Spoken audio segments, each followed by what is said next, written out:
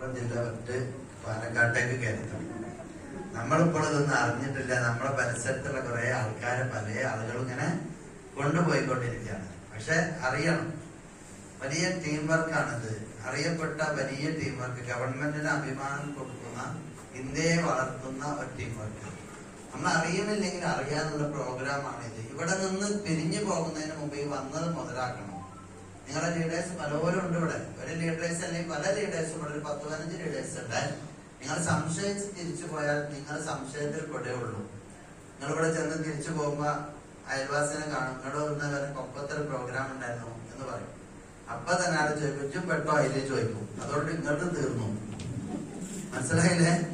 അപ്പൊ ഞാനതിൽ വന്നു പെട്ടു. ഇനി അത് ഞാൻ കഷ്ടപ്പെട്ട് ഇഷ്ടപ്പെട്ട് രക്ഷപ്പെടുന്നത് അത് കാണിച്ചു തരാമെന്ന്. കഷ്ടപ്പാട് എന്നൊന്നും ഇതിലില്ല. അത് ടീം വർക്കാണ്. കഷ്ടപ്പാട് പറഞ്ഞത് ഈ തലന്റെ താഴോട്ടുള്ള വർക്കിനേ ഉള്ളൂ. മനസ്സിലായില്ല? വേർക്കണ വർക്കിനാണ് കഷ്ടപ്പാടുള്ളൂ.